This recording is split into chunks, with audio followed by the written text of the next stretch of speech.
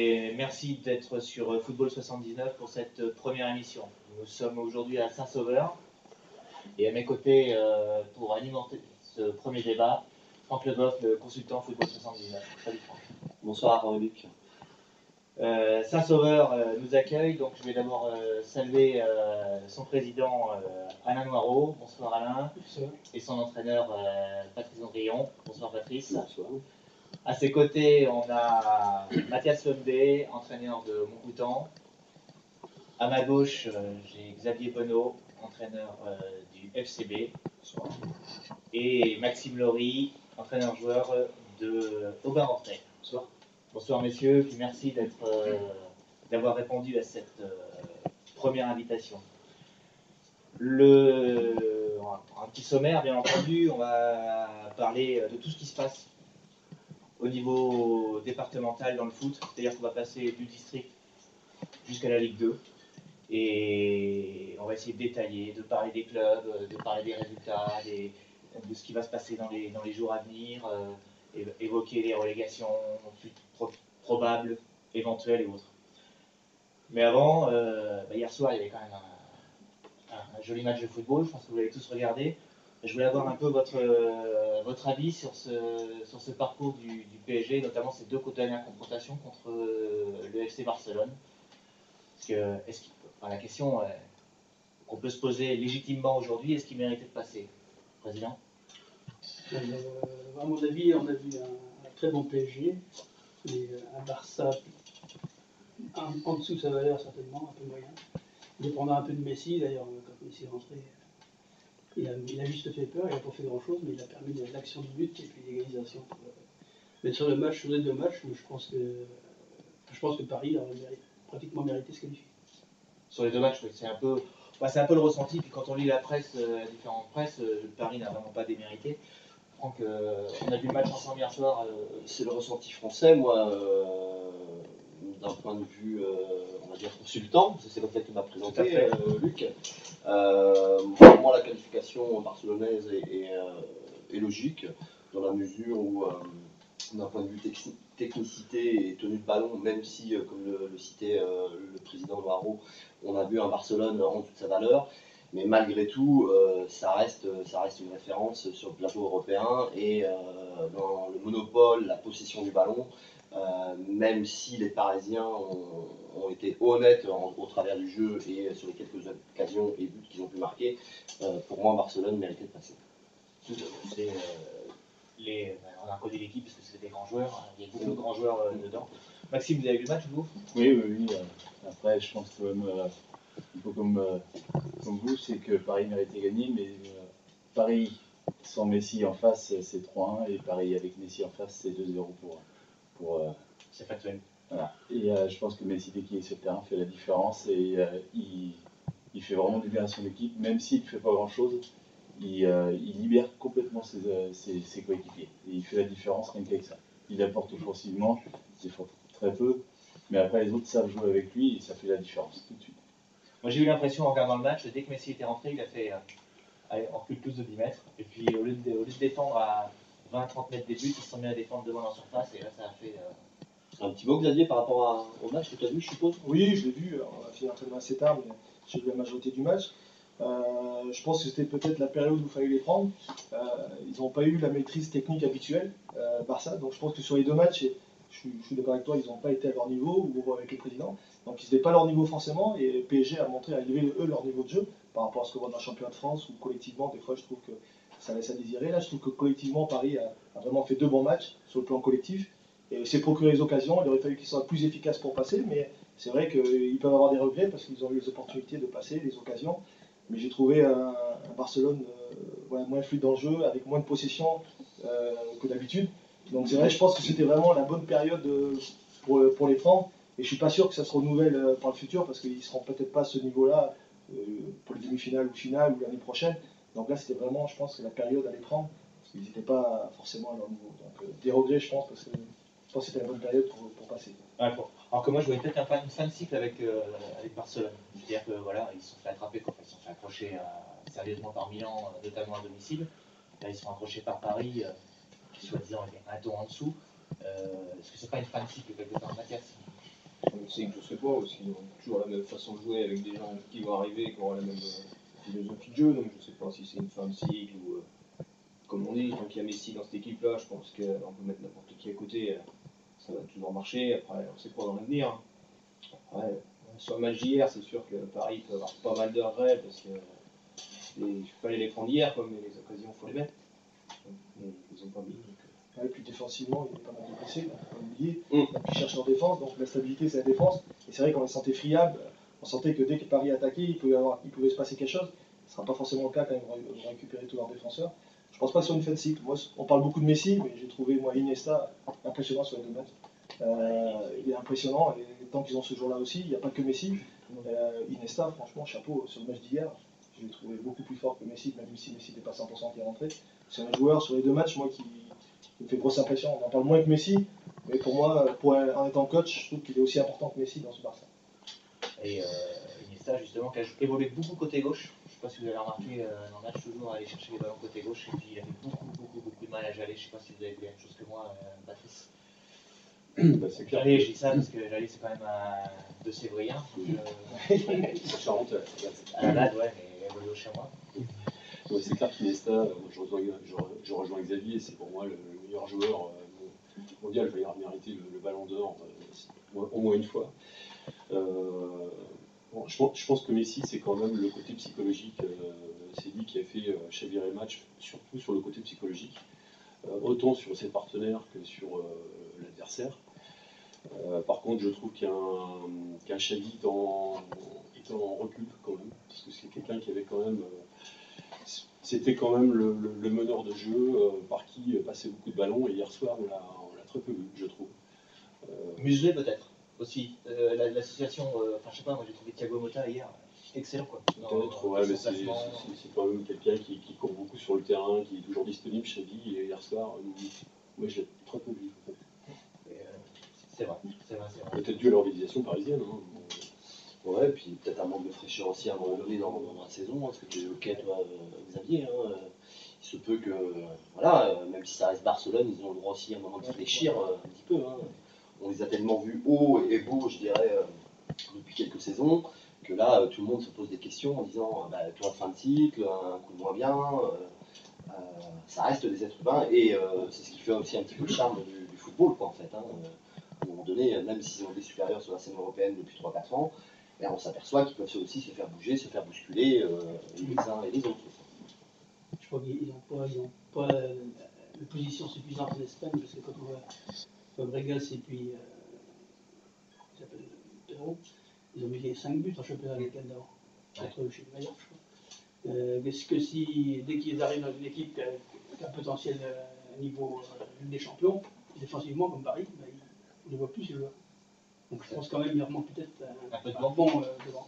Moi, je trouve. Bon, après, c'est aussi un peu la particularité du championnat espagnol où il y a quand même un va-tout vers l'attaque, et on oublie aussi un petit peu de temps en temps les options défensives. Moi, ça me plaît bien, parce que tu prends du plaisir devant le poste, tu vois du but. Donc c'est vrai que ça reste un petit peu un championnat particulier par rapport aux Italiens, aux Français et les Allemands, quoi. Effectivement, de ce côté-là, il y a quand même une fracture qui est assez forte. Ok. Bon, la Ligue des Champions, c'est pas encore pour Niort, mais Niort joue en quelque sorte une belle finale, une première finale demain contre Angers.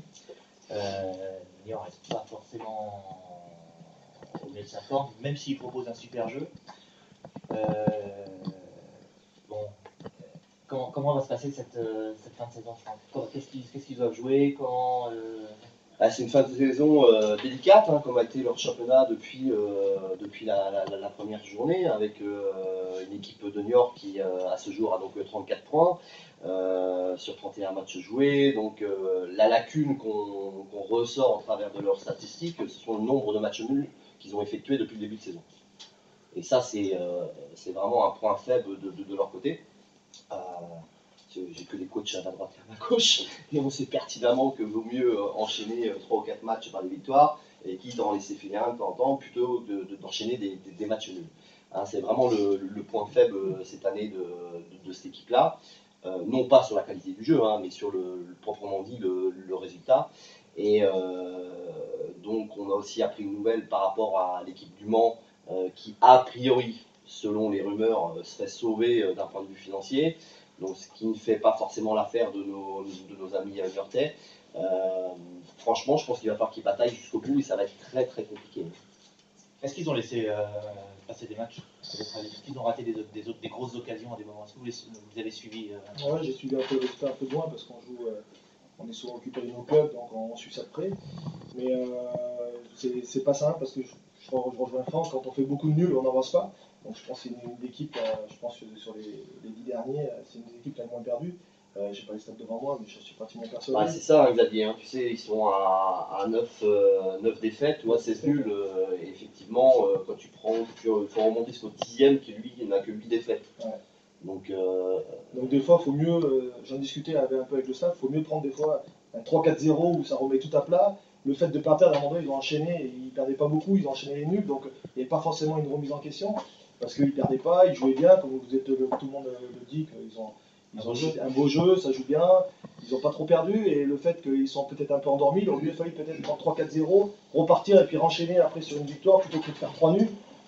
Des fois, ça remet un peu d'aplomb à tout le monde, et puis on repart sur d'autres bases, mais c'est vrai que le beau jeu ne suffit pas. Plus on monte de niveau, il faut avoir des attaquants qui sont capables de les mettre au fond, et je pense que c'est ce qui manque à Niort. Ils n'ont pas encore d'attaquants. Voilà, on voit les équipes qui jouent le tableau, il y a beaucoup d'attaquants qui viennent du niveau de Ligue 1. Et je pense qu'à Niort, c'est ce qui manque. Il manque l'attaquant qui est capable de mettre 15-20 buts, voire 1 ou 2. Le problème, c'est qu'il y a beaucoup de jeunes joueurs. Et voilà, l'efficacité, ce qui fait la différence au niveau, c'est l'efficacité. Et ils n'ont pas cette efficacité offensive. Donc après, voilà, ils ne sont pas à l'abri, même en dominant, où ils ont eu des matchs, ils ont dominé tout le match, et puis ils ont fait des nuls où ils ont perdu alors qu'ils avaient la possession. Tout à fait. Mathias, vous les voyez comment, vous, d'ici dans le dur. Dans le dur, ouais. Dans le dur, on peut la sortir la fin de saison pour les Niortais. Sans parler du cœur. Et puis surtout qu'ils n'ont pas battu les concurrents directs. Quoi. Ils ont été faire un bon résultat, je crois, à Arles il y a peut-être 2 mois, et après ils ont pas enchaîné, ils ont fait un nul contre Laval, ils ont perdu contre Le Mans. Donc ils n'ont pas pris de points contre les concurrents directs, et ça, c'est là qu'il faut les prendre. Quoi. Aller faire un nul à Monaco, c'est bien, mais. Ouais, c'est les concurrents directs qui vont être plus importants. Voilà, on bat les concurrents directs, on joue le maintien. Quoi. Faut se mettre à Après, je connais pas leur calendrier, mais. non, ils sont pas relégables. C'est pour ça qu'ils sont pas encore relégables. Je pense qu'ils ont les cartes en main. C'est pas permis à tout le monde, et ça va être compliqué, mais. Les 3 Niortais, hein, parce que les 3 sont à égalité, là, c'est ça. Hein, je crois. Alors, nous avons les Chamois niortais, si on remonte même jusqu'à Châteauroux, Châteauroux est à 34, les Chamois sont aussi à 34, Clermont 34, Arles 34. Donc ensuite nous avons Le Mans à 33, puis après il y a quand même un creux là entre Sedan et Ajaccio qui est à 25-22. Comme disait Franck, ils font 2 victoires, ils se retrouvent 10e. Donc par contre, avec 2 défaites, c'est vrai que c'est l'inverse, mais c'est vraiment très proche, et je pense qu'ils ont la chance de ne pas être relégables maintenant. Mais après, c'est surtout à la fin de ton contrat. Mais... Maxime, tu as eu un œil sur les Chamois niortais là Je suis supporter des Chamois, mais D'accord. il y a beaucoup de joueurs quand même qui découvrent la Ligue 2. Ils montent juste, et je pense qu'il y a un écart de niveau entre National et Ligue 2. Et ça doit pas, ils ont recruté, ouais, ça doit pas forcément être simple. Il y a beaucoup de joueurs du cru qui sont partis de CFA, qui ont monté jusqu'au National Ligue 2, et puis est-ce qu'ils sont pas en train de souffrir à avoir beaucoup donné sur ces dernières saisons. Mais non, je pense qu'ils ont quand même une belle carte à jouer en fin de saison, parce que si on se procure beaucoup d'occasions, au bout d'un moment, ça va forcément finir par payer, quoi. Mais pas faire d'erreurs comme on a fait contre Le Mans, ou non, si Le Mans on gagnait 2-0. Et on a perdu 3-2 en prenant un rouge. Enfin, voilà, c'est sur ces matchs-là où il va falloir qu'ils soient un petit peu plus durs. Sur les gros matchs, ils ne se font jamais. Voilà, on a été gagné à Caen, un nul contre Monaco. Je pense que contre Angers, ils vont faire encore une belle partie. Mais c'est la question que j'allais vous poser. Je pense qu'ils vont faire encore une belle partie, parce que voilà, c'est un peu plus médiatisé des matchs comme ça. Est-ce qu'ils sont plus motivés? Je ne sais pas. C'est compliqué à ça. Tout le mal qu'on leur souhaite. Demain, il y a un bon résultat contre Angers. Ils ont battu en fait. À Bressuire. Je vous rappelle, les Chamois avaient organisé, Bressuire avait organisé un match amical au mois de janvier. Voilà, c'est ça. Peut-être qu'ils viennent à Bressuire. Un beau match d'ailleurs. C'était un très beau match, victoire 3-0. Et on avait vu notamment leur nouvelle recrue qui s'appelait Greg Goula, qui avait commencé, qui avait marqué en plus. 3-1, tout à fait.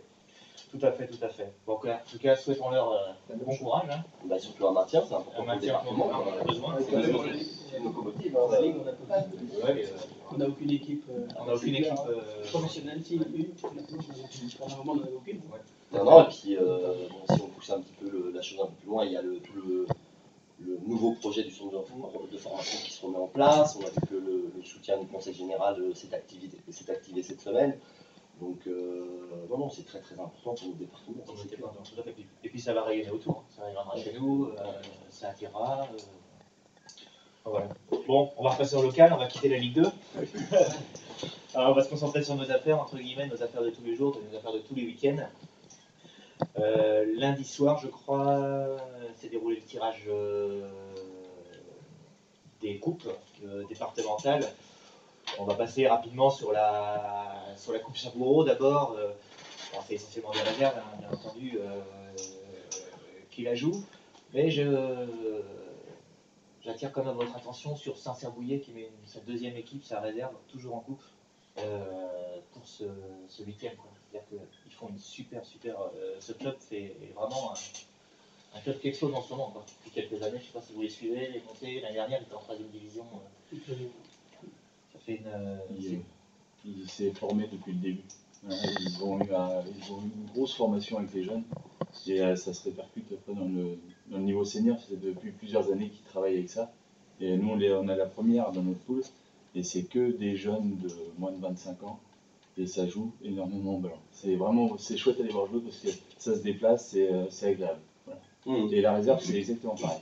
Ouais, donc, candidat, moi j'en fais un de mes candidats ouvertement à la victoire finale. Je m'avance peut-être, mais je trouve que c'est un super club et c'est vrai que tu as raison quand on parle des équipes qui jouent. Ils font pas n'importe quoi.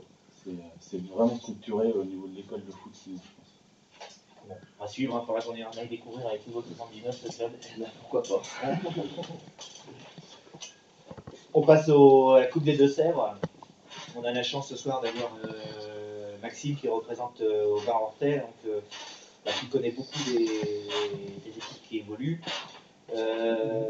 Moi j'ai détaillé, j'ai sorti 3 matchs de ce tirage qui me paraissent importants. Le premier c'est Saint-Aubin-le-Clou contre Portugais de Cerizay. Et un match qui devrait, ça va sentir le souffle, hein. Deux équipes un peu volcaniques. Ça peut être volcanique comme ça peut être très tranquille, hein, attention, il ne faut pas aller trop non, vite. pas sur le plan volcanique, dans l'envie, dans le. Effectivement, les Portugais de Cerizay qui restent sur une finale perdue sur la saison passée. Finale que j'avais vue d'ailleurs hein, contre Pain-Bressière, et il est vrai que c'était un petit peu malheureux pour eux parce que c'est eux qui sont sortis du match tout seuls. Et en sortant du match, effectivement, ils ont oublié un petit peu de jouer, et ce qui a fait un peu la force de Pain-Bressière à l'époque. Maintenant, oui, de belles affiches. Hein, Saint-Aubin-le-Clou, Portugais de Cerizay, nous avons aussi Tireuil et Saint-Cerbouillet, Vrine, Voulementin, ES Bocage, Pays Minigoutet, ES Bocage, ça fait longtemps qu'ils avaient pas fait une campagne, je dirais, en Coupe de Sèvres comme cette saison. Donc là aussi, match très très intéressant. ES Bocage fait un parti, je crois qu'ils sont dans votre poule de. Ils sont dans la coupe de la réserve à Patrice et à Mathias, effectivement. C'est très puissant devant. Ouais, une équipe un peu en dents de scie. Ouais, c'est pas régulier. Ouais, c'est régulier de régularité. Il y a de la qualité. Hein, ah oui, ils sont capables de battre. Il y a de la qualité. Il y a le joueur dont on parlait dans la voiture tous les deux ensemble avant de commencer l'émission. Oui, Grimaud qui est passé par la Ligue auprès de Courlet. Il y a eu Rousseau aussi. Et des jeunes aussi qui ont été habitués à quelques foot, on va dire, sur les championnats régionaux 13 ans, 15 ans, 17 ans en heure, hein, qui sont retournés dans leur club respectif, mais qui ont quand même un vécu, on va dire, footballistique entre guillemets, qui n'est pas non plus non négligeable. Quoi. Donc c'est vrai que ça apporte de la qualité sur le club. Après, effectivement, comme tu le soulignais, Mathias, même Patrice, c'est vrai que c'est très en dents et c'est ce qui leur permet pas, je dirais, même si mathématiquement, là, si on se retourne sur le tableau, ils sont encore en course sur la montée, mais il devrait avoir 4-5 points de plus, quoi, en fait. Ils ont été leaders à un moment de mémoire. Hein, Par rapport à leur- ils ont tenu le haut du pavé à un moment, mais avec Montcoutan, justement. C'était la grosse bataille. Donc on a Parthenay Viennet aussi, hein, j'en fais l'un de mes candidats aussi, parce qu'il faut savoir que le club de Parthenay fait un excellent championnat sur leurs différentes équipes. Pain-Brescia, le tenant du titre.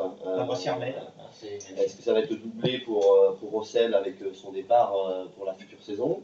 Peut-être. Après, Sachant que Pain-Brescia, Michael Rossel avait deux équipes qu'il voulait éviter à tout prix. La première, c'était les Portugais de Soride. Et la deuxième, c'était au Barentais. et donc pour terminer, Chanteloup Barentais avec donc Maxime. Oui, Chanteloup, je connais pas du tout. Donc un niveau au-dessus. Ça m'arrange de ne pas jouer l'équipe du groupe, parce qu'il y a quand même 7 équipes de deuxième division. Donc c'est pour ça que je pense que le championnat est quand même assez relevé sur les 16 dernières équipes. Voilà, Chanteloup, on va se préparer pour aller faire un quart dans 3 semaines. Équipe de coupe, toi, Maxime. Ouais. Avec une équipe de coupe. Tu nous fais l'habitude. C'est ça qui a fait le match, c'est une équipe de coupe. Tu nous fais l'habitude de faire quand même de bons coups sur quelques oppositions. Quoi. Ils font des bons coups. Après, alors comment tu expliques justement tu n'as pas cette régularité après sur ton championnat? Je peux aligner en championnat la même équipe qu'en coupe. Je vais avoir tout l'inverse.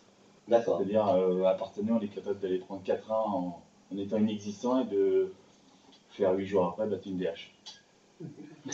C'est incroyable. Non, et après, ils se transcendent sur ces matchs-là, ils donnent un petit peu plus, ils sont plus appliqués aux consignes, ils font plus attention à la veille. Et ça change beaucoup de choses après.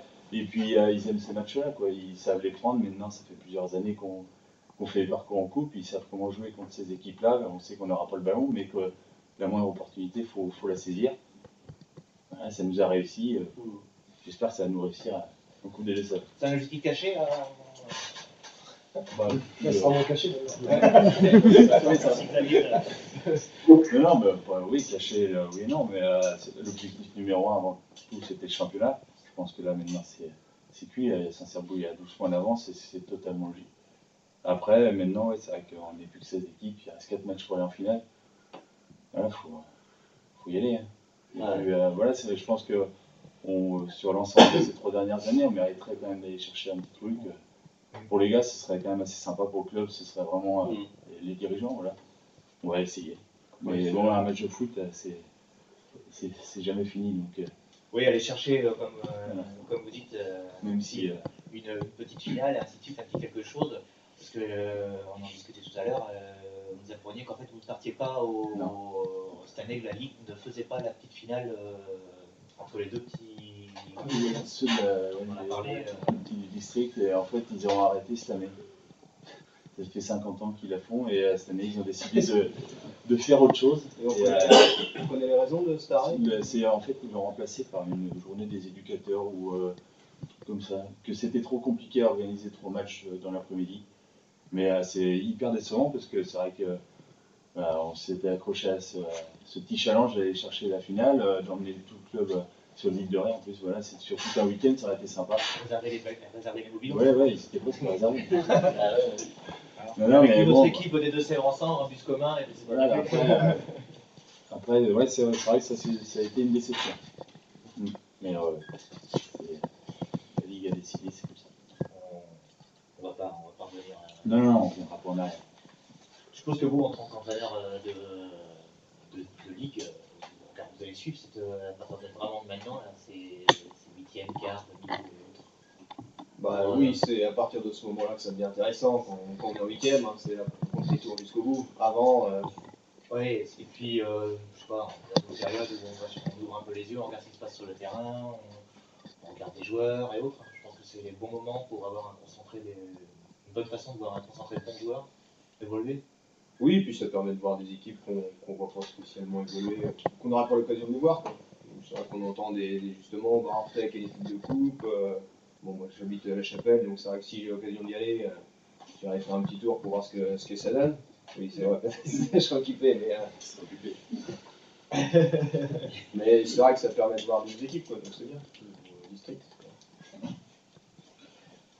Bon, si on passait à la grosse coupe de la Ligue, la Coupe du Centre-Ouest, est-ce que Franck, tu peux nous redonner un peu les affiches de ces matchs? Concernant les deux Sébrina, effectivement, nous avons donc Saint-Niort, PH, Guéret, DH. Ensuite, Bressuire, DH, Confolens, DHR. Et si on est chez le département 79, donc Montcoutan avec Mathias, qui aura le plaisir d'accueillir Royan-Vaux, DH. Juste revenir rapidement sur Saint-Niguerre. Oui. Donc, lorsque nous avons fait le petit trajet de Cerisay-Saint-Saul tout à l'heure, nous avons eu donc Ludovic Thierino là au téléphone, que je connais bien d'ailleurs, c'est pour ça que je me suis permis de l'appeler. Et donc on a discuté un petit peu à bâton rompu là rapidement sur le tirage de la coupe.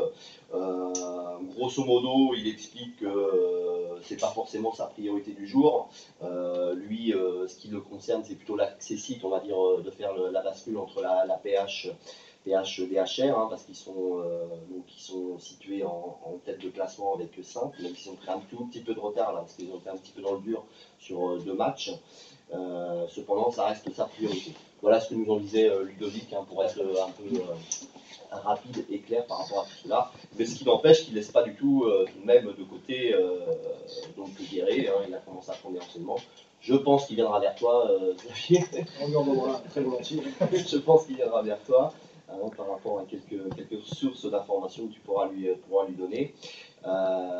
Donc, Bressuire, Confolens, Xavier. Bon tirage. Après, tu me le diras après le match, c'est ça? Oui, exactement. Sur le papier, on ne va pas faire la fine bouche.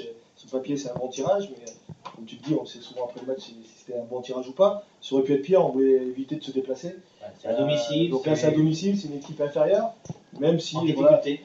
qui a battu Angoulême le tour d'avant, le DH, aussi, donc qui a battu. Qui vous a battu, Oui, qui vous a ils ont éliminé battu aussi en en coupe. Coupe de France. Donc c'est une équipe de coupe aussi, qui a plus rien à jouer en championnat parce qu'ils sont pratiquement sûrs de descendre, sauf miracle. Donc voilà, donc, confrontation où on est favori, on va pas se cacher, on va essayer de passer ce tour-là. Donc voilà, sur le papier, c'est pas un mauvais tirage. Sur le papier. Maxime, vous en avez tiré, qu'est-ce que vous vous rappelez un peu de Confolens Confolens, c'était il y a très très longtemps. Moi, je me rappelle d'un ailier gauche. Ouais, ailier gauche, et après, offensivement, ils étaient assez forts. Mais c'était plus défensivement où il y avait beaucoup d'anciens et assez lourds, mais ça n'a pas empêché qu'on perde une meilleure. Mais non, normalement, Bressuire doit largement passer. En 70 minutes à jouer égal, vous avez perdu en fin de match. Le deuxième, il vient parce que vous avez lâché. Oui, on a lâché, mais non, après, je pense qu'on ne peut pas se comparer. Je ne peux pas forcément donner d'exemple à Xavier pour ce match-là, parce que voilà, nous, on est en deuxième division. Je pense que tes joueurs seront beaucoup c'est toujours bien d'avoir non, après, c'est offensivement qu'ils étaient vraiment au-dessus du lot, techniquement, physiquement, mais après, c'est défensivement où je pense qu'ils ont eu de la peine et ça se voit au niveau de leur classement. Ils ont pris énormément de buts cette année. Ils ont changé de coach, je crois, en courte saison, il me semble. Ouais. Donc, depuis, c'est un peu mieux. Mais ouais, il y avait beaucoup d'anciens. Le mal est fait. Puis Montcoutan, donc qui voulait recevoir, donc ça c'est qui reçoit, qui voulait suivre, c'est ce qu'on voulait à la base, qui nous rappelait nos voisins. C'est trop dur à jouer. C'est trop dur à jouer. Oui, mais bon, on aurait rempli le stade, ça aurait été sympa. ce serait marginal. Vous vous retrouverez en demi-finale. Ça sera Je le souhaite en tout cas. Royan, c'est. Ça devrait que ça soit une grosse DH quand même. Oui, c'est un gros morceau. Voilà, mais bon, nous, on sait très bien que de toute façon, on la gagnera sûrement pas cette coupe. Donc à un moment donné, quand on est inscrit, c'est pour jouer des matchs comme ça, c'est ce qu'on voulait, quoi. On voulait pas se faire sortir un Angoulême ou une PH, quoi. Nous, on voulait jouer un gros, quoi. Quitte à sortir, autant que ce soit un gros, quoi. Donc voilà, c'est un bon tirage pour nous. Un bon tirage pour avoir quelques supporters sur le bord du terrain. Oui, et puis se confronter à une grosse équipe, quoi. Surtout, enfin, bon, ils sont un peu mieux, mais ils ont une petite phase descendante, par exemple, quand on regarde. Oui, bon, ça reste jouable. Alors, je connais bien les deux équipes, parce que Montcoutan, je connais bien aussi. En donnant le numéro 2. Je les suis de près aussi. Je pense que le plus dur pour Montcoutan, ça va être confiance de leur attaque. On a une très grosse attaque. Une des meilleures attaques, moins maintenant. Ils ont vraiment de grosses indemnités. Mais par contre, je connais les attaquants de Montcoutan. Je pense qu'ils peuvent leur poser des problèmes sur sur le plan défensif, c'est pas tout à fait ça. Alors, c'est peut-être pour ça qu'ils sont pas à ce niveau-là. Offensivement, ils ont une équipe pour jouer les 2-3 premières places. Défensivement, je pense que Montcoutan aura quelques occasions, donc à eux d'être efficaces. Après, c'est vrai que le plus dur, ça va être de contenir toutes leurs individualités devant. Donc voilà, mais je pense qu'il peut y avoir un bon coup à jouer. Mais ça reste vraiment ce qui se fait de mieux dans la DH, ça reste dans les 5-6 meilleures équipes quand même. Tu vois, Mathias, c'est du 50-50 en fait. Vous avez dit que On va faire jouer sur le terrain du bas. Un double de Julien Guillot, ça serait bien. Non, c'est possible. Enfin, après, il faut pas qu'ils en mettent 3 à côté. Ouais. Patrice, qu'est-ce que vous pensez du tirage de nos 3 équipes de Sévrienne? Bah, déjà, d'une part, les 3 reçoivent, donc c'est une bonne chose. Bon, moi, je suis la Coupe du Centre-Ouest depuis le mois d'octobre. Je regarde les confrontations des autres clubs depuis octobre, parce qu'on a fait un super parcours. Non, mais c'est vrai que la Coupe, ça permet toujours d'offrir, de rencontrer de nouvelles équipes, parce que le quotidien du championnat, parfois, bon, on rencontre tout le temps les mêmes adversaires. Là, on rencontre d'autres footballs. C'est toujours intéressant. Puis le fait de recevoir, c'est sympa, quoi. Puis pour nous, ça va donner du spectacle, on va pouvoir choisir les. Quoiqu'on, bien sûr, ce sera le samedi soir. C'est comment dire, c'est dimanche. Dimanche. Tout le monde a Montcoutan le dimanche, pas les coups de samedi. Comme ça, on pourra faire les deux et les supporter. En tout cas, Football sur la 19 suivra les 3 confrontations et on espère vous retrouver pour en reparler tous au prochain, quoi. Réponse d'ici une petite dizaine de jours. On va faire un petit break, messieurs, et on se reprend dans 5 minutes. Deuxième partie de cette émission, messieurs. On va faire un petit tour du côté du district. Ça va vous concerner, Maxime. On va parler d'abord de la 2e division. 2 pôles, nord et sud. Commençons par la sud. Vouillé, vous devez la suivre, de toute façon, un petit peu cette poule-là. Oui, Vouillé commence vraiment à se détacher, quoi. Vouillé, c'est pareil, c'est une équipe où on les a joués, nous, il y a 3 ans, elle était en Coupe des Deux-Sèvres. Et c'était beaucoup de jeunes, donc et au fur et à mesure, je pense qu'ils sont en train de grimper. Et je pense que sur l'ensemble depuis le début du championnat, ils méritent d'aller jouer plus haut. Après, je ne connais pas forcément trop les autres équipes. Derrière, on a le FC Boutonnet, mais qui, ça y est, est lâché. Hein, Sachant qu'ils ont un match de retard. Un match de retard. Mais derrière, il y a le Talus, c'est toujours sensiblement les mêmes derrière. Depuis le début de la saison, le trio n'a pas vraiment bougé. Il y a Lezay qui a essayé de s'accrocher un petit peu. Qui marque un peu le pas là. Mais, non, après Lezay, on les a joués l'année dernière. C'était une grosse équipe qui voulait monter et qui a loupé la montée sur le dernier match. Où ils ont perdu et les autres ont gagné, donc ils ne sont pas montés. Parce qu'ils ont souffert un peu de ça cette année. Ça se peut. Et dans le bas du tableau, ça s'est creusé. Hein. La réserve de Belle et Brulin marquent le pas. On va pas dire qu'ils sont condamnés, mais avec 24 et 25 points pour les 2 derniers et 34 pour le 10e, la fin de saison va être compliquée. Ça va être compliqué pour eux, je pense. Et en poule nord, c'est un peu la même chose. Hein. C'est votre poule, Maxime. On a. Il n'y a pas encore un fossé qui s'est creusé vers le bas, mais on a Saint-Amand qui est en grosse difficulté. Oui, il y a Saint-Thomas-Clou et puis Saint-Varan. Saint-Maran. Tout le monde qui tient en 2 points, Ouais, voilà. en fait, sur les 4 Ça va. dernières places. Là, Chiché prend un peu d'air derrière. Enfin, devant. Ouais, mais après, comme Neuilly, bon, c'est une réserve, donc la première est maintenue. Je pense qu'eux n'ont pas trop de soucis à se faire. Après Saint-Maran et Saint-Thomas-Clou, voilà. Saint-Amand, c'est plus un problème d'effectif. Même si ils ont des très bons joueurs, mais ils ont niveau quantité, c'est juste. C'est un peu ce que nous disaient certains joueurs de Saint-Varan qui pêchaient justement sur cet effectif. Mais bon, ils s'accrochent, hein, c'est ce qu'ils nous ont dit. Hein. Oui, par l'intermédiaire du coach et la voix du coach, c'est. On connaît tous un peu l'état d'esprit de Saint-Amand. Ils lâcheront rien. Non, ils lâcheront rien. De leur culture, je dirais, bien locale, ils vont pas lâcher le morceau, quoi. Après, effectivement, on peut remarquer tout de même que la 1 est 12e, la 2 est aussi aussi vraiment en bas de tableau. Donc, comme tu le soulignais. Je pense qu'ils lâcheront pas. Comme on voit ce week-end, ils ont quand même battu les Moutiers 1-0. Qui est, sur les Moutiers deuxième du championnat. Donc certainement, il faudra compter sur eux sur la fin. C'est clair. Tout à fait. Donc toi, Maxime, te concernant, donc 43 points, tu finis en roue libre. Comment tu vas maintenir tu vas les maintenir par rapport à la coupe, je surtout pas suppose. finir en roue libre parce que il y a la coupe à jouer. Donc si on finit en roue libre pour le championnat, derrière on ne va pas préparer les matchs de coupe. On a la réserve à les sauver. D'accord. Donc on a déjà commencé ce week-end à essayer de faire sauver la réserve qui était avant-dernière. On a gagné. Ce week-end on reçoit, au niveau de la réserve, on reçoit le dernier. Donc je pense qu'on a un coup à jouer, mais voilà. C'est assez compliqué cette année pour l'ensemble du club. Pour la réserve, vous tirez la bourre avec Moléon. Ouais, avec Moléon et puis Combrancière.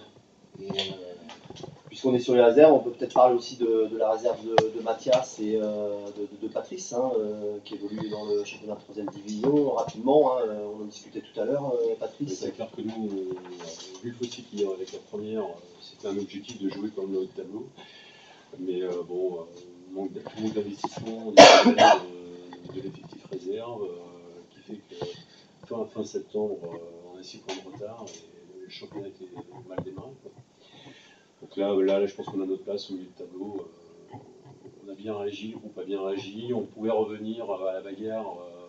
On a perdu justement à Saint-Pierre-des-Chauvins Tu m'expliquais tout à l'heure, qui est une belle équipe. qui a une belle équipe. Et le président Noirot, il en pense quoi, que ces réservistes là qui viennent pas trop s'entraîner Carrément, vous avez des infos. C'est une question, Je rejoins Patrice au début de saison, donc forcément ils ne vont pas trop s'entraîner, exactement, c'est vrai.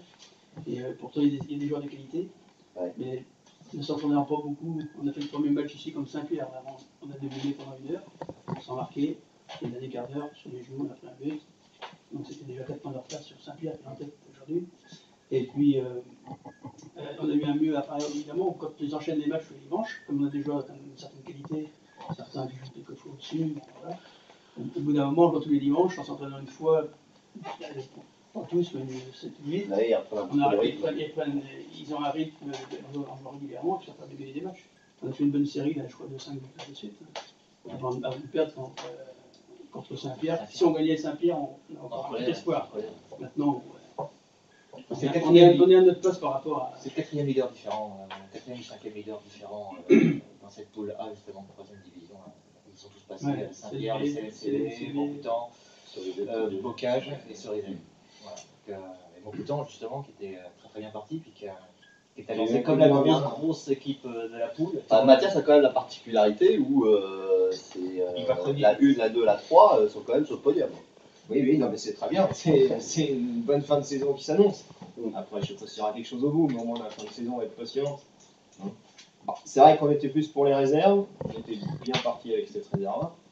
Alors après, est-ce que c'est le fait de nous dire qu'on est beau, qu'on est la plus belle équipe, qu'on est l'équipe qui joue le plus au ballon? C'est l'équipe qui joue le plus au ballon, c'est le cas. En attendant, c'est ce qu'on disait tout à l'heure, on a fait trop de nuls. On est peut-être l'équipe qui a le moins perdu du championnat, mais on a fait trop de nuls. Et après, on est au mois de mars. Pas terrible, d'ailleurs on perd contre la réserve de Marentais chez nous. On enchaîne par une défaite chez nous contre Cerizay. Et maintenant, vous avez toujours un match de retard, vous êtes à 45 points. Même si on gagne le match de retard, on ne passe pas devant. Pas devant. Donc, avant ces matchs-là, même si tout se passait bien, même avec ce match de retard, on était Et la devant. priorité du club, si tu as un accessite, un choix à faire entre Pour la 1 l'instant, et la 2, on n'a pas mis de priorité. C'est une bonne question. J'espère qu'on n'en aura pas en Metz, c'est tout ça. c'est tout le mal qu'on peut te souhaiter. Voilà. Après, non, il reste encore 5 journées, donc n'importe quelle équipe peut perdre des points. Et peut-être qu'à un moment donné, oui, on fixera une priorité. Et t'as vu qu'on allait rentrer dans le vif. Ce sera naturellement. Oui, voilà. Naturellement par rapport au résultat. Ouais. Non, mais déjà, si on peut en décrocher une, ça sera très bien. 2, ça sera Et Centre-Ouest en plus. la coupe Centre-Ouest. Bon alors, petit secret, Mathias, parce que il y a eu quelques années de disette sur Montboutan, enfin Patrice y est passé aussi. Donc comment tu as remobilisé tes troupes pour avoir du résultat justement sur 3 équipes seniors, chose qui n'est pas facile à ce jour. C'est un groupe stable, je pense. Puis des gens qui arrivent à maturité. D'accord. Et ils ont vécu une période qui était difficile, l'année de la descente. Ouais. Donc c'est vrai que moi, à mon retour, j'ai beaucoup insisté sur ça. On savait d'où on venait, maintenant, savoir ce qu'on veut. Et là, maintenant, on s'appuie sur ça, et pour l'instant, ça fonctionne bien. D'accord, Maintenant, pour le jargon, j'ai la pas de mayonnaise, recette ça miracle, glisse, quoi. Non, oui, parce que j'ai pas de recette, j'ai rien fait d'exceptionnel, donc non. Je peux pas dire, je peux pas l'expliquer pourquoi. Avant que j'arrive, Montcoutan a toujours été une équipe de ligue qui était toujours au tableau. Donc voilà. Il y a peut-être eu une année plus compliquée. Et voilà, et puis après, je suis arrivé peut-être au bon moment. Et voilà. Mais j'ai pas de recette. Très bien. Pour terminer sur cette poule 2, on en parlait tout à l'heure, mais Saint-Cyr-Bouillet, ils sont prétendants ils mériteraient leur place en D1 maintenant. C'est la plus belle équipe. C'est la plus belle équipe. Et de loin. Et après, la poule est hyper compliquée. c'est ce qu'on voit, Ça s'accroche tout le souvent. monde peut battre tout le monde, ça se voit tous les week-ends. Après, l'exemple de Saint-Amand, justement, ce week-end. ouais, Saint-Amand qui bat les Moutiers, mais c'est tout en deuxième, c'est pareil, une belle équipe, c'est les gars qui battent. Mais bon, dans le jeu, dans le comportement, Saint-Cyr-Bouillet est de loin la plus belle. Même si Partenay qui n'a pas forcément le même effectif tout le temps. Donc comme ce week-end, ils étaient que 12, avec leur coach qui était sur le banc, mais on a fait que 0-0. La D1, pour l'Accessite pour la Ligue, Argenton est descendu, puis Argenton va remonter. Je pense que vous en pensez, vous êtes d'accord avec moi, s'il fait trop vite. Et, A priori, ils sont en bon rythme, c'est sérieux. Quand on voit les stats, déjà, 8 pour, 8 contre, 5 buts contre depuis le début du championnat.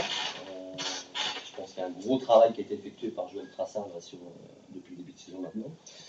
Et ce qu'on peut dire à l'heure actuelle, c'est que sur les résultats, ils méritent de monter. Hein. Ils méritent qu'ils gardent le rythme. Ils ont perdu la Ligue l'année dernière. Moi, je les vois bien remonter au 7, je pense. Par contre, derrière. L'année dernière. Et derrière, ils sont, on va dire, 2, voire 3 à accélérer, à savoir la Boule-Mentin qui a battu Blanc de 3-2. Donc ça a permis de prendre un peu d'air dans tout Blanc-Moulin, et puis un échelon en dessous, peut-être pas Brossière. Mais voilà, il y a 45 points pour Brossière, 50 points pour Boule-Mentin, il y a 2 qui montent. 2 qui montent. Je crois qu'il y a Coulonges qui revient bien. Coulonges, 44 points. 44 avec un match de retard. Il arrive à faire la bascule à 48. Et il joue, je crois, même en plus en match en retard. Il y a peut-être C'est encore ça. un mot à dire. Mais ouais, tout à fait. Tout à fait. C'est exactement ça. Les grands échos sur le montagne, c'est une bonne dynamique. C'est une Je vois équipe bien, très athlétique. ouais, je vois bien qu'ils montent. Ouais, mais ils sont déjà montés l'année dernière et oui, c'est très athlétique et après devant, offensivement, ils sont très très forts. Avec leur coach Sylvain Bertrand qui Ça, c'est le gaucher, ça. Ouais, gaucher, Qui jouait chez nous avant d'être entraîneur. un coup franc à 25 mètres, Sylvain Bertrand Avant à d'être l'autre. entraîneur à Qui est passé par Bressuire. Il a joué ici, il a fait 6 ans. Il y a un petit jeune, le Monnier, je crois aussi, qui joue en 10, qui est très très bon techniquement, qui est passé par toi, il me semble, en jeune.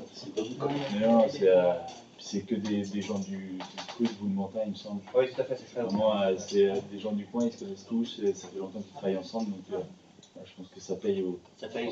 Voilà, on a trouvé les deux prochaines équipes. Voilà, c'est réglé. On va entériner ça auprès de On verra si on est fort faire par contre, après les autres, on va se faire plaisir. Bon, on va rejoindre la Ligue là maintenant. Ça va, en PL, on a quand même la chance d'avoir pas mal de représentants de Sévrien. Par contre, on a pas mal d'équipes en difficulté, à savoir la réserve Thouars, Beaulieu, la réserve de Choret, Niort-Saint-Florent, et puis je mets également On peut la mettre. le FCB, où rien n'est fait, là, il y a du danger. Ce serait dommage qu'elle descende pas, qu'elle descende pas toutes, mais la représentation avec nos voisins de la Vienne, on va en bâtir. Tout à fait. Moi, je pense que Ça, c'est le premier constat. Le deuxième constat, c'est qu'on peut avoir aussi un jeu musical au niveau des chaises. C'est que ça pénalise nos championnats districts sur le nombre de descentes. ce qui était le cas de l'année dernière. Oui. La division, ça peut faire mal. Ah oui, Il y a eu beaucoup de descentes de 2-7. c'est une chose importante. Il y a eu 5 ou 6. eu 5, je crois qu'ils sont descendus de PL en district l'année dernière déjà. Et ça, dans la poule, Choret donc, est condamné. Ouais, je Choret est condamné. Choret est condamné. Ils vont finir 10e. Donc Ils leur attendent, ils vont attendre qu'ils passent au-dessus. Ils passent au-dessus, ils vont attendre. Je crois qu'ils ne peuvent plus être rattrapés, ils ne peuvent plus rattraper ceux qui sont bons. On a un gros match ce week-end en Poula entre le FCB et toi. Un match important, 2 réserves. Deux réserves qui vont s'affronter. Ouais, avec les aléas des réserves, donc ça dépend. Je sais qu'un week-end sur 2, voilà, ce week-end, on a eu la chance de faire descendre. On jouait le samedi soir, ce qui est très rare, et la réserve le dimanche. Donc ça nous a permis de faire descendre des moins de 23, un moins de 23, et puis Pascal Caillé, que je n'ai pas fait rentrer volontairement parce que je savais qu'on avait besoin de points aussi. Donc ça a porté ses fruits, on a mis un 0 chez le 3e. Donc là, c'est vrai que ça va être un gros derby, donc peut-être plus important pour toi que pour nous. Nous, si on gagne, je pense qu'on aura un grand pas de fait. Par contre, si on met à perdre, on se remet, on se remet au même niveau que tout le monde et on luttera jusqu'au bout. Donc voilà, on s'attend à une fin de saison compliquée. Après, on verra, on est un peu dans la même situation que Montcoutan où pour l'instant, on ne met pas d'objectif particulier entre la première et la réserve. Ça se fera peut-être naturellement parce que nous, on verra aussi où on en sera dans 2-3 journées. Mais c'est vrai que voilà, c'est compliqué, on ne s'attendait pas à ça en début de saison. C'était pas les objectifs annoncés. On avait pour objectif de jouer le haut tableau. Après une montée, c'est compliqué. Et puis voilà, on a eu les problèmes qu'ont toutes les réserves où ça ne s'entraîne pas forcément. Et le groupe DH, quand il est complet, quand j'en fais descendre 5-6, voilà, ça se passe plutôt bien. Et dès que moi j'ai des blessés, ça se ressent moins dans mon groupe parce que j'ai un groupe élargi de 20 joueurs. Mais eux, ils ressentent tout de suite parce qu'ils ont des mecs qui s'entraînent de qualité, mais qui ne s'entraînent pas forcément non plus. Et comme le président l'a dit très bien, quand on ne s'entraîne pas, voilà, c'est compliqué. On tombe sur des équipes premières, beaucoup de derbies. On est attendu et voilà, on est à notre place sur cette saison. C'est vrai que des fois, il y a des équipes qui nous voient jouer, on dit des équipes qui jouent mieux. Mais voilà, bien jouer, c'est pas tout le temps le cas. Et puis quand physiquement on n'est pas prêt, on n'a que ce qu'on mérite et là, on est à notre place. Et on a nos voisins là, de Beaulieu là, qui eux se rendent pas bien aussi. Hein. Ils rencontrent Chasseneuil de mémoire ce week-end. Alors Chasseneuil qui est actuellement dernier de la poule. C'est encore impératif pour Beaulieu. Impératif pour Beaulieu pour. Là, ça passera par ça. Oui, pour continuer à espérer quoi. Là, ça va être. Parce qu'ils sont au même niveau que les Toircés, donc à partir de là, comme le disait Xavier, ça va être un petit peu bataille tous les week-ends, type match de coupe, et s'arracher quoi. Après, ils ont l'avantage de jouer Chasseneuil qui n'a plus rien à jouer, ils sont pas vraiment condamnés. Mais je me rappelle, il y a 2 journées, ils ont été faire un éliminatoire. Chasseneuil, donc ils étaient déjà pratiquement condamnés. Donc, Chasseneuil, c'est une équipe qui est proche, quoi. Ouais, ils ont toujours des matchs compliqués. Ils ont perdu beaucoup de matchs, mais ils n'ont jamais pris de taux ou de mornier. Ils ont toujours accroché d'un ou 2 buts, quoi. Ouais, ils avaient fait match éliminatoire partout. Il y avait 2 joueurs de CFA2 de mémoire qui étaient descendus, qui n'étaient pas rentrés le samedi soir, qui avaient mis en PL, et ils avaient quand même réussi à faire un nul là-bas. Donc voilà, c'était pas une équipe qui a fait vraiment son classement. Et Mathias, donc déplacement amié au sens. Pour Montcoutan, bien pour Montcoutan, Mathias pour Montcoutan, et puis surtout, Montcoutan n'aime pas se déplacer. N'aime pas la N'aime pas aller en Vienne le samedi soir. Je crois que depuis 2 ans, on n'a pas gagné un match en Vienne le samedi soir. Donc même à nul, ça sera un bon résultat. Donc ça va changer. Merci la tendance. Ouais, il faut bien qu'à un moment donné ça change. Exactement. Ça va très bien. On s'attend à un match compliqué. Mais comme tous. Une équipe qui n'a plus rien à espérer, mais bon, jamais facile sur synthétique. Oui, c'est ce que j'allais dire, ça joue sur synthétique. Ouais, c'est synthétique. C'est jamais facile. Oui, puis une équipe qui n'a rien à espérer, vous pouvez libérer aussi, donc bon, ça peut. Puis on leur a mis 4-0 à l'aller, je pense qu'ils l'ont pas très bien digéré. J'en connais pas beaucoup qui digèrent. Ah oui, mais là je pense qu'on pouvait tous essayer, frapper du milieu ou ça rentrait. Des bons souvenirs, ça. Oui. Un groupe complet pour affronter Minier Pour l'instant, oui. Donc on revient demain soir. Parce que on ne sait jamais ce qui va nous arriver à la fin de l'entraînement. Je veux dire, la petite blessure de dose ce qu'on avait évoqué le jour. Non, pour l'instant, pas blessé. Ça peut être des absences non justifiées, on va dire. D'accord. Ok. Dernier match de PL, c'est Montcoutan-Bressuire. Ouais. J'espère que Montcoutan sera sûr de monter et nous sûrs d'être sauvés pour fêter ça avec la montée. Mais c'est vrai que ça peut être l'inverse aussi où tout le monde joue quelque chose. Donc j'espère que tout le monde sera au chaud pour certains et d'autres. Quand Montcoutan est monté en PL avec Jacques Follet, Ils sont montés la dernière journée contre Bressuire.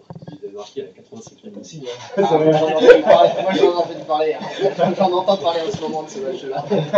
Je croyais que le mot monter était un mot interdit avec toi. Ah mais oui. Le 7 monté, moi, cette année. Il a monté que par la D'accord. partie, parce que quand ça s'est joué entre tout temps, il aussi. D'accord. Donc on n'en parle toujours pas à Gérald. Pas grave, je me rattraperai sur quelqu'un d'autre. Sophie, Passons à la PH. À la PH, bon, ce soir, nous n'avons pas de représentants. Bien sûr, Football 79 se rattrapera. En Poula, enfin deux poules. En Poula, bien représenté du côté des Deux-Sèvres. On a Chiré qui fait une très très belle saison, de régulière, constante, sans fausse note. On a Partenay derrière qui est en train de revenir comme une balle. Je ne sais pas si vous suivez un peu la. Sachant qu'ils ont aussi un match en retard, donc qui est chose très très importante pour eux, parce que à partir de là, ils rentrent sur le podium. Ouais. Donc tout est jouable sur cette fin de saison pour l'équipe de Partenay. On a Choret qui est encore un cran derrière, mais qui vient d'en passer 5 à Combencière de mémoire. Oui, ce qui ne fait pas les affaires de Combencière, pardon, dans la mesure où ils font, pour les avoir vus jouer un petit peu, ils font une excellente saison. C'est même un petit peu surprenant par rapport à la saison passée. Et il y a deux joueurs que je trouve fabuleux du côté de Combran. C'est Donc le meneur, Pinon, le meneur que tu dois suivre un petit peu, Xavier, je suppose. Ouais, comme beaucoup de joueurs, on suit un peu. On essaie de regarder un peu ce qui se fait autour. et le 4. Vion Adrien, c'est un excellent joueur aussi. Que tu as eu d'ailleurs. Oui, que j'ai eu à Saint-Denis. Mais très très bon, mais toujours un petit peu embêté avec quelques blessures de cheville. Mais L'année dernière, il a été blessé toute la saison. Ouais. Donc, Combran a joué le maintien toute la saison. Mais là, on voit sur le terrain, c'est impressionnant. Vraiment un joueur majeur. En fait, il y a lui qui a presque pas joué l'année dernière, et puis le petit Fignon qui est donc arrivé. Qui vient des Chamois. qui vient des Chamois cette année. Donc, ces deux joueurs, en fait, C'est deux joueurs clés. c'est les deux seuls changements par rapport à l'année dernière. Pratiquement. Ah oui, effectivement. Quand même deux joueurs clés et il a une aisance technique là, ce jeune Pinon là, qui est remarquable à ce niveau-là.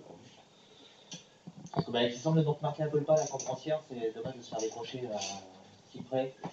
C'était un dimanche après-midi, mon cher Luc. Tout à fait. Il y a Neuil aussi, Neuil qui a fait une saison tronquée, enfin beaucoup de matchs en retard au début et qui aujourd'hui est en train de proposer un super football. Moi je suis allé les voir jouer cette semaine. Bon, ils accrochent un nul, ils méritent de gagner contre l'Arrêtaise. Mais vraiment, ils sont battus, ça joue propre, ça joue au sol. C'est vraiment une super équipe avec un joueur fabuleux que je trouve, c'est Amorin. Dimitri Amorin qui joue soit en 4, soit en 6. Un super joueur. Tu as eu l'occasion de le Non, voir? j'ai pas vu l'œil les objets, c'est pas Un super joueur, balle au pied, le placement et puis surtout très très jeune.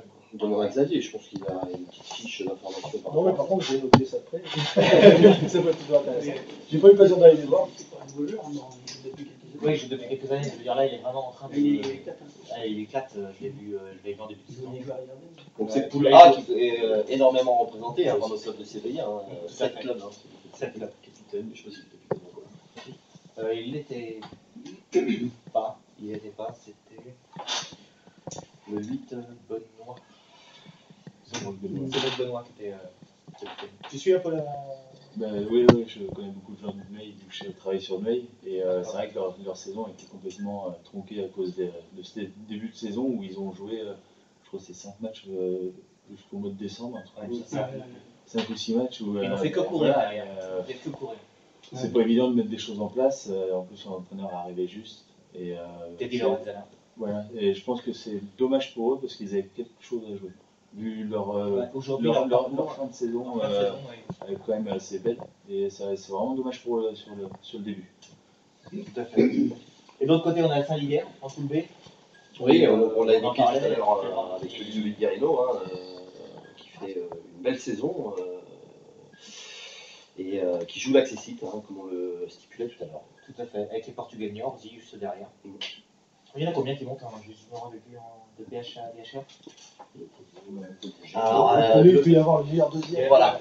Mais j'ai longtemps couru après ça sur 2-3 saisons sportives. Les dernières deuxième à monter. C'était les Portugais. Ça dépend des descentes de CFA. Voilà, c'est là aussi, c'est par rapport au groupe CFA2. C'est qui était monté. Le meilleur deuxième. Il est Alors, le meilleur deuxième. Je crois que si le championnat s'arrêtait maintenant, il y aurait le meilleur deuxième. Ouais. D'accord. Mais c'est ce que je disais à descente Xavier, on a longtemps de CFA2. couru après ce truc-là. D'accord, à deux.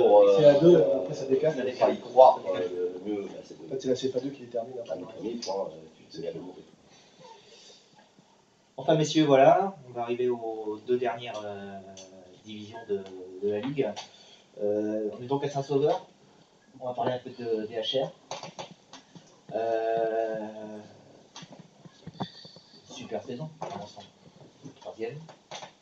Un début terrible. Enfin, tout réussissait. Bon, on peut résumer ça comme ça. Notamment contre La Rochelle, le début vous joué. De Rachel dominait, ça ressort 2-0 pour Saint-Saul. C'est un peu le style qui le convient. Ça va bien.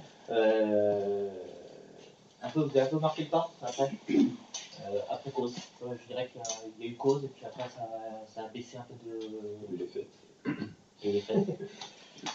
La digestion était La difficile. direction était difficile, il a fallu arrêter. Et nous, on n'aime pas la Charente-Maritime le samedi soir. Si Mathias n'aime pas la Vienne le samedi soir, on fait la Charente-Maritime le samedi soir au mois de janvier. D'accord. Février.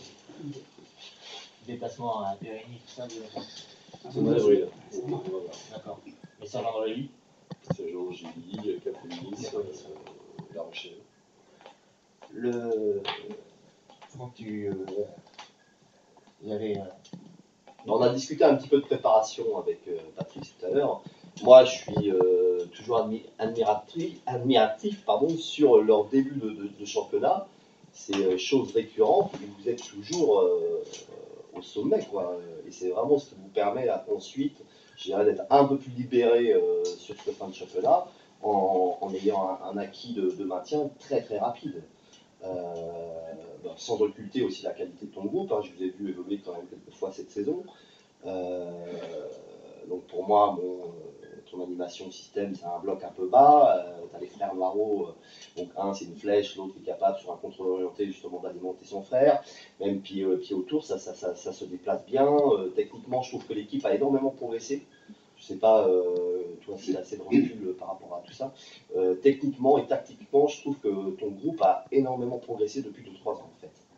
Je ne sais pas si tu en fais la même analyse, hein, mais moi c'est un petit peu ce que je vois de l'extérieur. Alors, au niveau de la préparation, ce qui est paradoxal, quand j'étais à Montcoutan, je proposais une préparation collective à partir du 14 juillet, mais chacun venait s'il voulait. Donc on se préparait vraiment super bien. Je faisais une préparation avec des matchs amicaux qui avaient un bon contenu, qui me laissaient entrevoir un bon début de saison. Et à chaque début de saison, je perdais tous les matchs et au mois de novembre, on était 8e. Ici à Saint-Sauveur, on démarre le 10 août avant. Par contre, les gars sont très sérieux. Ils se préparent vraiment sérieusement déjà pendant 15 jours avant, individuellement. Donc la préparation après... Ils n'arrivent pas qu'à niveau zéro, quoi. Non, non. Au niveau du groupe première, les gars, ils ont une préparation déjà importante. Donc il y a une bonne coupure donc, de la fin de saison précédente jusqu'au 10 août. Et puis voilà, donc après la préparation s'enchaîne, il y a très peu de blessés parce que les gars sont bien préparés avant de venir. Puis voilà, bon, alors, je pense que cette année on démarre bien parce qu'on avait peur, enfin on ne savait pas où on allait donc on avait très peur. On fait une préparation à travers les matchs amicaux pas très bonne. On a plein de mariages cet été, et on a 3 joueurs qui se sont mariés. J'avais des matchs amicaux très mal placés parce qu'il y a des préparations de mariage la veille. Enfin bon, des matchs amicaux qui t'ont mis un petit peu dans le doute ou pas complètement. J'en ai eu un à Pouzoge, moi. Ouais. On jouait après vous. Oui, là, c'était le lendemain du stage. On était dominés. Donc c'est vrai que je pense qu'on a abordé ce championnat en plus avec une élimination en Coupe de France encore assez rapide. Et donc on a abordé le championnat un petit peu, on avait peur, on ne savait pas trop où on allait. On a un peu de réussite à Buxerolles et puis contre La Rochelle ici. Et puis après ça s'est enchaîné. Donc des résultats, un peu de réussite, mais logique aussi sur le contenu. Ah, c'est ce que j'ai vu, ouais, sur le contenu, il y avait de la qualité, quoi. C'était pas usurpé non plus. Il y avait une logique, le groupe est au complet, c'est une famille, on a nos automatismes depuis 3-4 ans, donc les gars ils se trouvent presque les yeux fermés sur le plan offensif, puis on était généreux. Et donc voilà, jusqu'à un match de Cause Sorizet mois de décembre, donc Cause, on était contre une belle équipe ici chez nous, on était premiers, on nous a battus logiquement. On gagne à Sorizet. J'ai vu le match. Moi aussi. Un peu heureux. On était à côté. Oui, on était à côté de la En dixième, bon, Sorizet méritait plus le match que nous. Je Ah, pense. mais la lucide jusqu'à la fin, volontaire jusqu'à la fin. Après, il y a eu cette coupure. On reprend au mois de janvier, donc on était en tête avec un effectif avec 2-3 éléments en moins. Et en fait, moi, j'ai pas eu de plan B. Enfin, moi, avec le recul, c'est que le plan B, ça pourrait être l'effectif, mais sur le plan tactique, on n'avait pas de plan B. Et, comme on jouait jusqu'à maintenant, avec l'effectif que j'avais, ça se passait mieux. Et avec 3-4 absents, il aurait fallu qu'on travaille autre chose sur le plan tactique. Et là, on l'a vu au mois de janvier parce qu'on était dépassés, quoi. On prend 3-0, 4-0, 4-1 et puis 3-0. Donc je pense que c'est quand on est dans le dur qu'on peut vraiment bien travailler. Et depuis, on a retravaillé. On a retravaillé notre système, parce que on n'a pas les mêmes éléments qu'au début de saison. Et puis voilà. Là, c'est reparti. Tant mieux. Bah oui, Donc on va finir la saison tranquillement. donc un président heureux, je suppose. Comme disait Xavier tout à l'heure, on a pris 3-1, 3-0, 4-0, mais ça nous a peut-être foutu un bon coup dans la défense. Et les nuls, on a perdu par rapport à 3 nuls, on a perdu 3 points. Et donc on est reparti, je pense que c'est bien. Ouais, avec une nouvelle dynamique, voilà. de l'afflux. Parce qu'on a dit, c'est pas possible, on va vendre 3-0 tous les matchs. Ouais, puis Tu moi, parlais. Pardon, Xavier. je partage un peu l'analyse de Franck, là, parce que moi je suis un peu Saint-Sauveur, et c'est vrai qu'il y a des joueurs de qualité, puis moi ça fait ma 4e année, je suis un petit peu, et c'est vrai que je la sens évoluer d'année en année, et je trouve ça tout à fait logique, c'est un bon championnat, c'est vrai qu'à chaque fois, par petites touches, il y a un groupe qui est formé, avec, c'est vrai, les frères Moirot, on parle beaucoup d'eux, surtout Simon, qui est vraiment le buteur, qui amène le petit plus, un attaquant qui est capable à ce niveau-là. Y aurait-il de une scorer redépendance? Mais par contre, ils ont amené des jeunes de toi à côté formateur qui sont revenus, qui ont amené une dynamique. Et puis maintenant, c'est un groupe complet. Hein. On parle souvent des frères Marron, mais je vois des Maxime Chargé derrière. Ça s'est mis en forme petit à petit. Et je trouvais qu'il a continué à progresser le groupe depuis 2-3 ans où je viens. Il y a un groupe, c'est un groupe quand même qui est sur des gens de Saint-Sauveur. Moi je dis, ça s'est fait parce que ces jeunes, il y en a quand même 5 ou 6 qui n'ont jamais été joués ailleurs, puisqu'on a réussi à jouer en ligue et en jeune. U15 Ligue, U18 Ligue, J'allais y venir par rapport à U15 la PH. formation. Et ce groupe est resté puisqu'il était suffisant pour faire une équipe ici.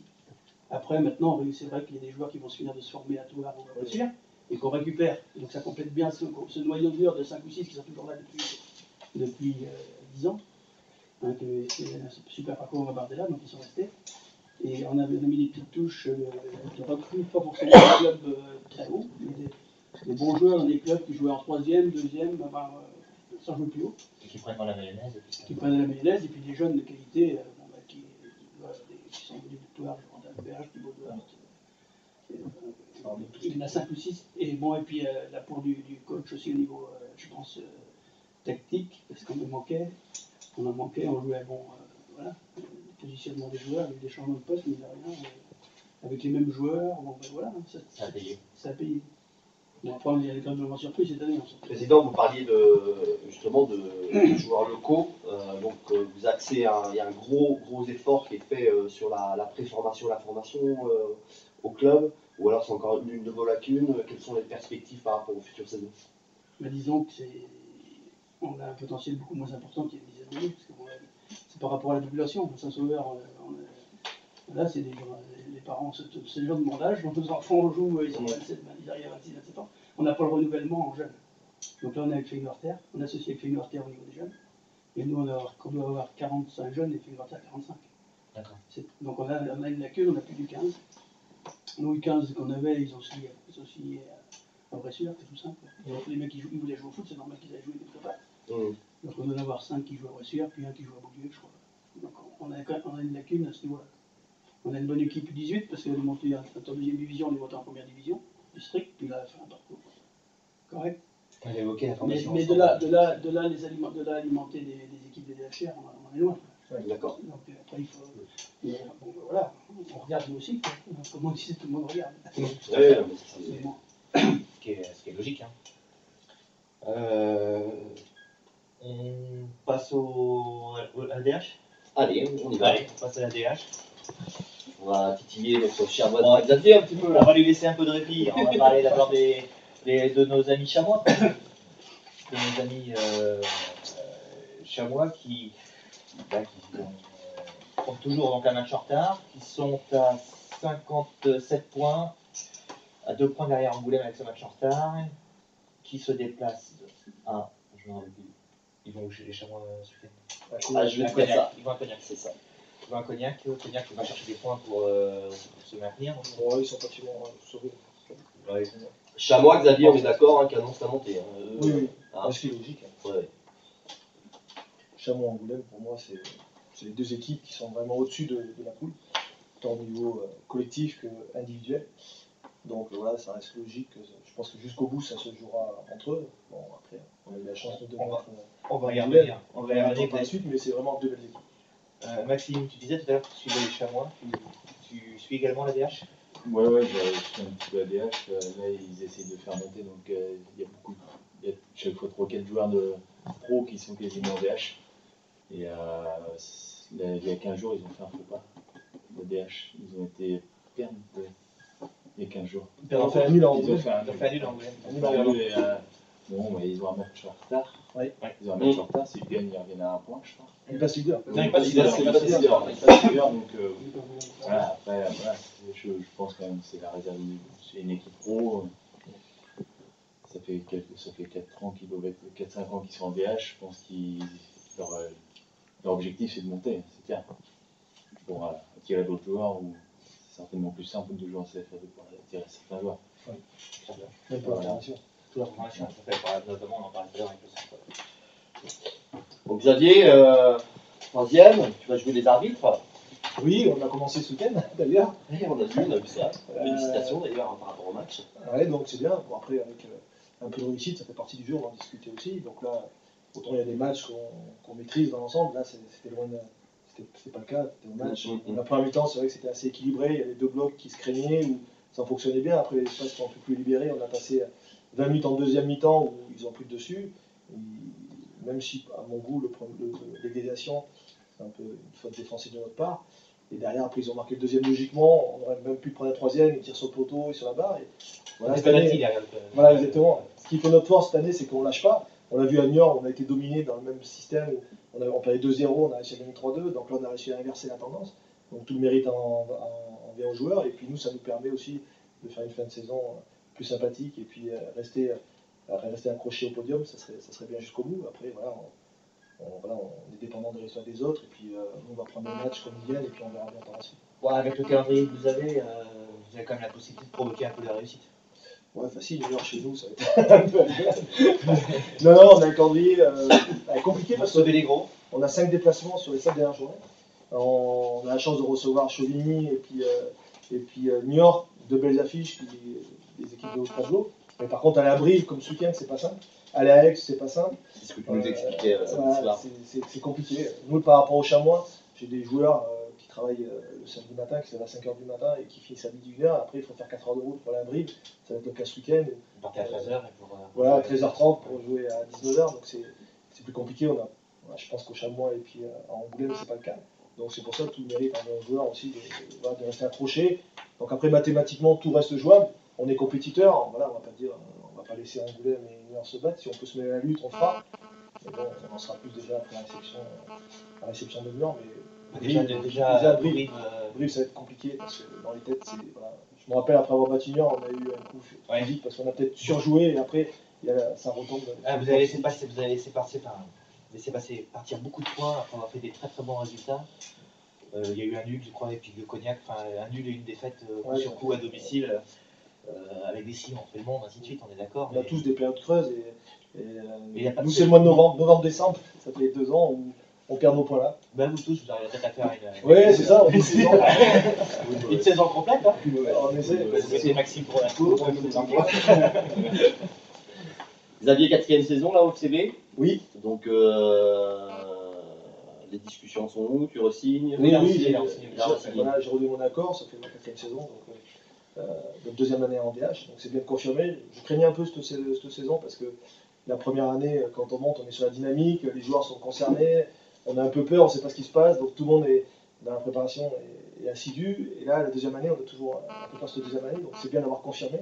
Et puis il y a des jeunes joueurs qui arrivent, on a un effectif assez jeune avec voilà, quelques anciens qui ont connu le niveau au-dessus qui font progresser tous ces jeunes, donc c'est bien. Quoi. Des très très bonnes recrues, hein. Moi je vois là, depuis le début de la saison, le petit Pierre Brémaud qui est rentré à la 80e minute, qui arrive de Cerizay, qui est un super joueur, le Pierre-Alexis Vergniaud, qui arrive de Neuilly aussi. Qui arrive de Neuilly, qui a retrouvé un peu toutes ses possibilités physiques, mais il n'était pas très bien peut-être avant, et là il est là, puis il y a Laurent Giraud devant. Oui, tout à fait. Ouais. C'est vrai qu'il y a des jeunes joueurs et puis même du club. Ah oui, tout à fait. Mais je veux dire, il y a une relève derrière. C'est vrai que voilà, ça dynamise un peu le groupe. Et voilà, c'est bien. Donc après, c'est vrai qu'avec les clubs aux alentours, des fois, c'est pas simple. Donc les relations maintenant se sont normalisées. On a appris tous à se connaître. Moi, j'arrivais dans la région. Donc on a avec les éducateurs, on en parle. On n'est pas là pour piller les clubs. On est là pour leur proposer un projet sportif.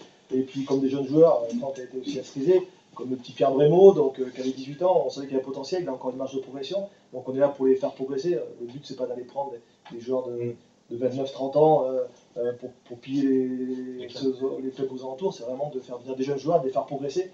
Après, voilà, et puis on les fait accompagner par des joueurs, si on peut prendre comme Laurent Emras ou Paul Diaz qui est passé par Cerizay, qui ont connu le niveau supérieur. Ça fait progresser ces jeunes, et voilà, c'est des relais pour moi. Et puis voilà, on a vraiment. Donc là, c'est avec un petit peu de recul, donc tu vas asseoir quoi, le groupe en DH, et peut-être essayer de rapprocher un peu la réserve. Hein. On en parlait tout à l'heure qui est un peu en difficulté. L'idéal serait DH-PH peut-être. Voilà, je pense que surtout pérenniser le club en DH, parce qu'après c'est vrai qu'on parle de monter parce qu'on joue au tableau, mais c'est vraiment pérenniser ce club en DH, et puis si on peut faire monter la réserve par la suite, on le fera. Mais bon voilà, il y a un système de formation qui se met en place avec les 19 qu'on a créé il y a 2-3 ans, où à un moment donné il y a eu des difficultés. On voit que nos niveaux jeunes, au niveau 14, 15, on essaie de les faire tous grimper en honneur.